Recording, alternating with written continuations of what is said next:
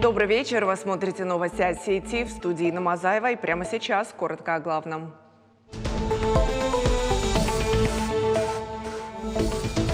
Президент России Владимир Путин прибыл в Северную Осетию с рабочим визитом. В первую очередь глава государства посетил мемориальный комплекс «Город ангелов» в Беслане. Подробнее смотрите в выпуске. Совершенно новое. Все дали, ничего из старого у нас не осталось. Долгожданное обновление. В Виноградном капитально отремонтировали амбулаторию. Она обслуживает несколько тысяч граждан. Какие условия создали пациентам?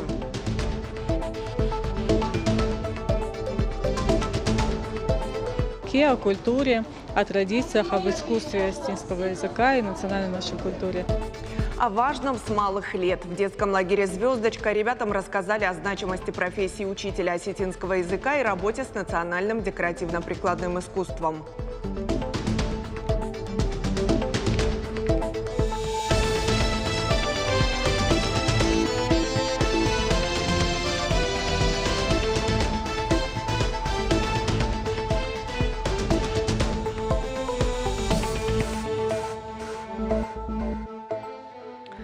Впервые за 16 лет Северную Осетию с рабочим визитом посетил Владимир Путин. Президент страны побывал в первой школе в Беслане и провел ряд встреч. Подробнее смотрите в нашем следующем сюжете. В первую очередь подходит к древу скорби. Пару секунд у монумента, и президент преклоняется, чтобы возложить цветы и почтить память жертв теракта.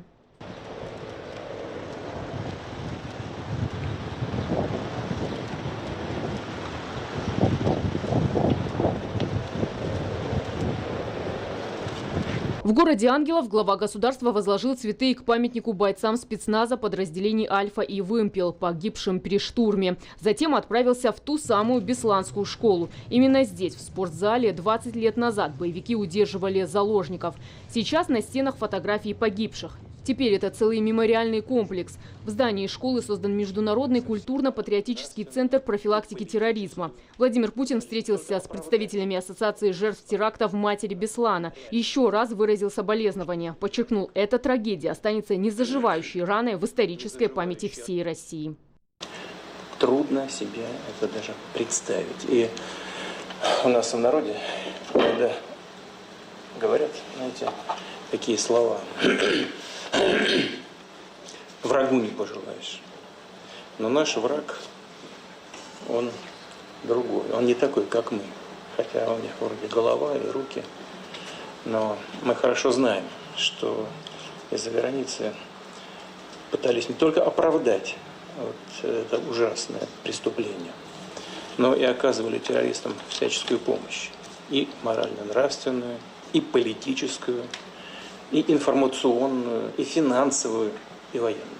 Что касается поддержки Беслана, выстроена целая программа. Однако есть вопросы, которые требуют дополнительного внимания. Владимир Путин отметил, знает, что есть проблемы с тем, что женщины с маленькими детьми не могут воспользоваться бесплатным санаторно-курортным лечением, так как у детей нет таких прав. Поэтому многие зачастую не едут поправить свое здоровье и отдохнуть. Президент заверил, это обязательно исправят. И первые шаги уже предприняты на встрече с главой Сергеем Миняйло. Руководитель республики передал расчеты суммы, которая потребуется на реабилитацию бесланских заложников с детьми.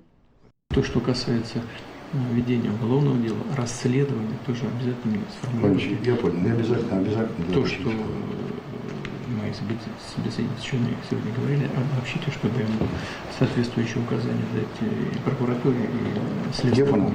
Сегодня же Владимир Путин побывал в Центре развития способностей детей «Альтаир». Его в Беслане открыли 2 года назад. Здесь работают кружки по инженерно-техническому, естественно-научному и художественному направлениям. Президент пообщался с ребятами. У нас есть дачный домик, и зимой мы хотели обогревать помещение и делать это дешево. Вот мы решили поставить ветрогенератор, чтобы ветер дул и вырабатывалась энергия. Он дешев в изготовлении, лопасти сделаны из ПВХ труб, генератор от электровелосипеда, контроллер, аккумулятор, который накапливает энергию, и преобразователь, который преобразует 12 вольт. Аккумулятор отлично. Да, все работает. Да, сказали, молодец, спасибо. Во время передвижений по республике к кортежу президента были прикованы взгляды жителей. Люди выходили на дороги, по которым проезжал Владимир Путин. А пока лидер страны находился в Доме правительства, у здания собрались десятки людей в надежде увидеть главу государства. И он, конечно же, вышел к горожанам. Люди встретили его аплодисментами и восторженными возгласами. Теперь многие могут похвастаться фотографией с президентом. Генриетта Албегова, Мария Котаева. Новости Осетии. В Северной Осетии продолжается активная подготовка к предстоящим выборам. Вопросы обсудил общественный штаб по контролю за реализацией избирательных прав граждан на территории республики. Участники говорили об организации независимого наблюдения и прозрачности процесса. Подписали важное соглашение. Документ предполагает взаимные консультации, посвящение организаторов в методику работы и обмен опытом. Отметим, всего в выборах участвуют 6 политических партий. Во Владикавказе за 32 депутатских мандата поборются 210 представителей. Конкурентной компания обещает быть и в Беслане. Там за место в собрании представителей на каждый из 20 мандатов претендуют 6 человек. Все политические партии, без исключения, исповедуя какую-то свою идеологию, свои предпочтения, настроены на цивилизованную борьбу, на честные выборы, на цивилизованные методы получения голосов своих избирателей. Я думаю, что вот такая объединяющая сила под эгидой нашей общественной палаты, под эгидой большинства, очень большого количества общественных организаций, она только пойдет на пользу. 30 рублей за проезд на маршрутке стали брать некоторые перевозчики. Речь в том числе о 18-м маршруте. Люди стали жаловаться в социальных сетях. Ситуацию прокомментировали в управлении транспорта администрации Владикавказа. Оказалось, о планах поднять цену перевозчик заранее уведомил уполномоченный орган в предусмотренный законодательством срок. Скачок стоимости предприниматель объяснил подорожанием горючего и запасных материалов. В итоге стороны встретились и пришли к обоюдному согласию. Такое решение принимать не время. Нужно учитывать доходы населения. А уже в сентябре, добавили в ведомстве, пассажиропоток увеличится, а вместе с ним и доходы перевозчика. Сегодня тариф, как и прежде, 25 рублей. Вчера утром 18 маршрут проезд стоил 30 рублей, сегодня утром сели, 25 рублей стоит. Ну мы вот брат и сестра, 30 рублей это слишком дорого, если бы еще качество маршрута соответствовало цене, то, конечно, мы бы платили. Но мы стоим по полчаса на остановках, и поэтому это невыгодно очень. Легче сесть на такси и поехать. Я не готова платить 30 рублей, потому что они слишком редко ходят, стоишь очень долго, ждешь. Это невыгодно. Более 7,5 тысяч парков благоустроили в России с 2017 года. Программа позволяет создавать условия для отдыха граждан, занятий спортом, развлечений и проведения мероприятий. Парки приводят в порядок также благодаря всероссийскому конкурсу лучших проектов создания комфортной городской среды в малых городах и исторических поселениях. За время проведения с 2018 года благоустроили больше 1000 проектов победителей и 435 – это парковые территории. Всего в этом году в рамках федерального проекта планируется благоустроить более 700 парков. Ремонт лестницы в створе улиц Штыба и Рождественская завершат в конце года. Уже демонтировали старое покрытие. Ступени залили бетоном. Сейчас занимаются облицовкой. На место базальтовых плит придут гранитные. Прилегающую территорию озеленят, уложат партерный газон, сделают и освещение.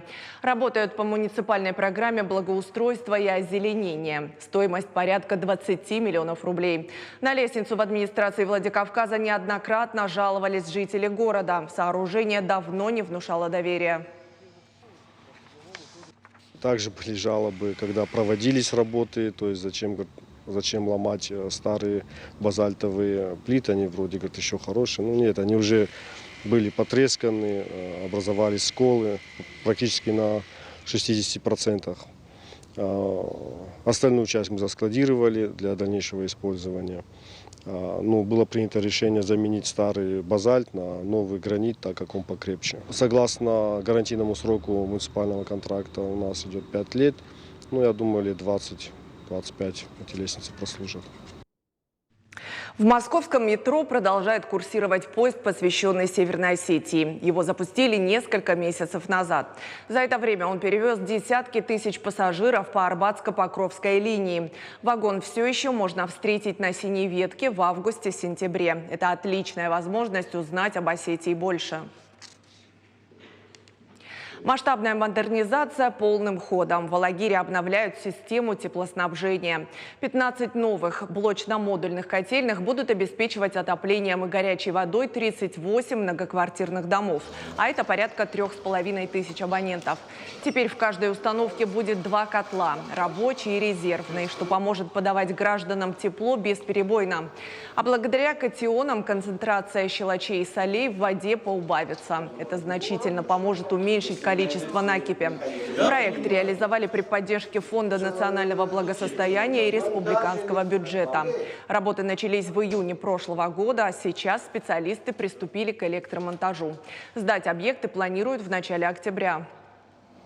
Наши котельные старые, изношены на 80%, поэтому у нас всегда были аварийные ситуации. Прорыв теплотрассы, котла самого. Были аварии, срабатывал насос подпиточный, и это влияло на износ котла. Необходимо было проводить эти работы в связи с тем, что котельные, которые сейчас у нас в эксплуатации, они были введены в 2006 году, в 2007-2006 году были введены. И они у нас и морально, и физически устарели. Благодаря этой модернизации у нас будет новое котельное оборудование современное, которое будет с дистанционным управлением. Все функции будут, оператор будет отслеживать, все сбои, если какие-то будут. Амбулаторию в селе Виноградное построили больше века назад. В рамках нацпроекта здравоохранения ее капитально отремонтировали. Теперь это современное медицинское учреждение. Полный перечень услуг там могут оказывать как местным, так и жителям 5 соседних населенных пунктов. Современное оборудование помогает специалистам консультировать более качественно, а пациентам чувствовать себя комфортней. Подробности в материале Залины Калмановой. О плесени, обветшалых полах и стенах теперь можно забыть. Новым современным условиям персонал и пациенты просто не могут нарадоваться. Еще 2 года назад даже представить не могли, что здание вообще возможно восстановить. Оно было практически в аварийном состоянии. Казалось, делать ремонт просто нет смысла. Но сейчас амбулатория преобразилась так, что ее просто не узнать. Конечно, комфортно. Так автонаudi, сейчас нормально, хорошо все. Молодцы, дай Бог здоровья. Ачишку так, кто отремонтировал, спасибо им большое. Амбулаторию в селении Виноградное построили еще в 1911 году и никогда не ремонтировали. Масштабную реконструкцию решили провести только 2 года назад. Помимо современного пространства появилось еще и новое оборудование. Благодаря этому теперь специалисты могут оказывать весь спектр медицинских услуг. Оборудование нам совершенно новое. Все дали, ничего из старого у нас не осталось. Кабинеты все у нас полностью оборудованы. Фистер-кабинет шикарный, прекрасный. Кабинет невропатолога у нас, кабинет офтальмолога, стоматолога, дневной стационар, лаборатория, ЭКГ-кабинет, прививочный, педиатрический, терапевтический кабинет, процедурный. На базе амбулатории появился даже аптечный пункт, где жители села могут приобрести необходимые медикаменты. Всего учреждение обслуживает 5 сел, а это больше 6 тысяч человек. Была отремонтирована полностью, было много вопросов у населения, как пройдет эта реконструкция. Все-таки здание 911 года, но наши строители заверили нас, что сделают все отлично, укрепят и фундамент, и сейсмические пояса установят.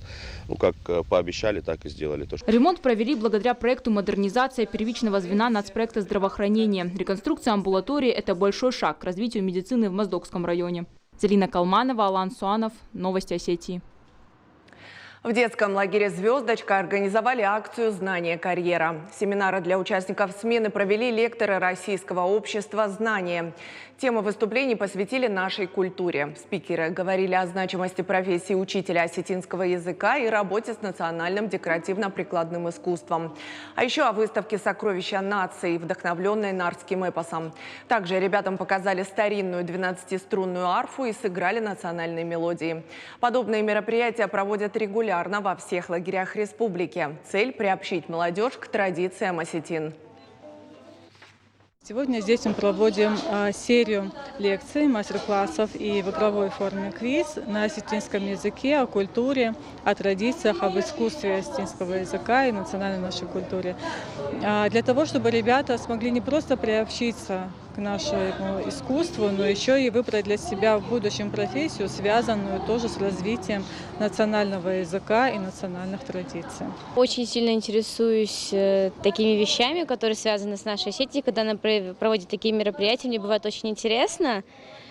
И, наверное, для меня сегодня было самое интересное. Я узнала новые факты о нардском эпосе. Я очень ему интересуюсь, несколько раз перечитывала, и для меня это было самое интересное.